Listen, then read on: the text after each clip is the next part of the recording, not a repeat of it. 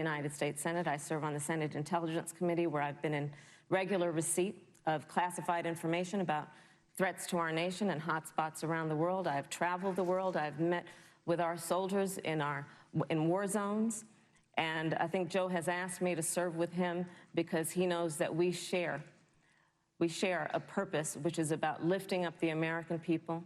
And after the 4 years that we have seen of Donald Trump unifying our country around our common values and principles. Thank you, Senator Harris. Senator Harris, let me ask you the same question that I asked the Vice President. How would you describe our fundamental relationship with China? Are we competitors, adversaries, enemies? You'll have 2 minutes uninterrupted.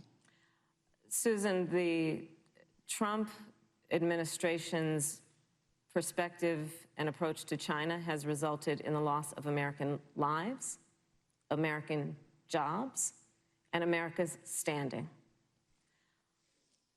There's a weird obsession that President Trump has had with getting rid of whatever accomplishment was achieved by President Obama and Vice President Biden. For example, they created within the White House an office that basically was responsible for monitoring pandemics. They got rid of it. It's not true. There was a team of disease experts that President Obama and Vice President Biden dispatched to China to monitor what is now predictable and what might happen. They pulled them out. We now are looking at 210,000 Americans who have lost their lives. Let's look at the job situation. We mentioned before the trade deal, the trade war, they wanted to call it, with China. It resulted in the loss of over 300 manufacturing jobs and a manufacturing recession, and the American consumer paying thousands of dollars more for goods because of that failed war that they called it.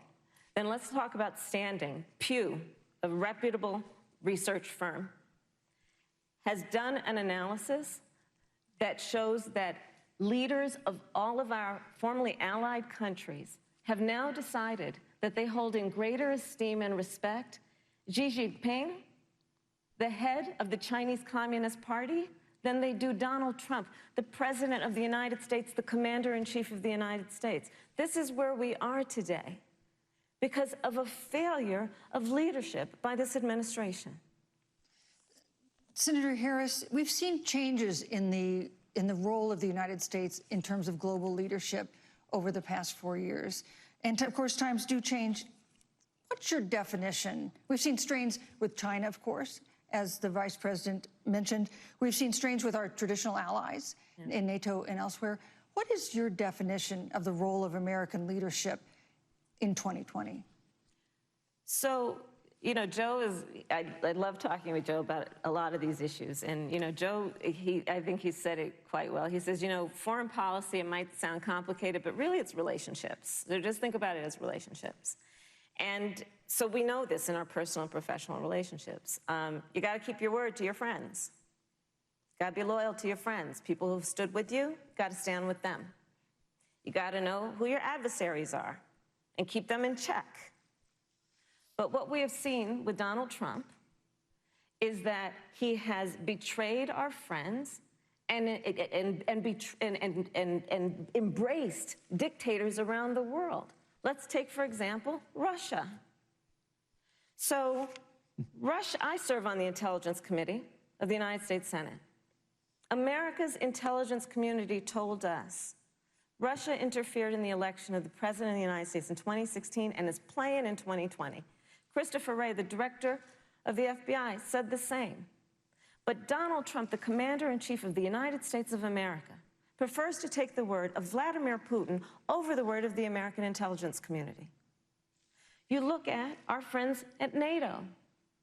He has walked away from agreements. You can look at the Iran nuclear deal, which now has put us in a position where we are less safe because they are building up what might end up being a significant nuclear arsenal. We were in that deal, guys. We were in the Iran nuclear deal with friends, with allies around the country. And because of Donald Trump's unilateral approach to foreign policy, coupled with his isolationism, he pulled us out and has made America less safe. So, Susan, it's about relationships.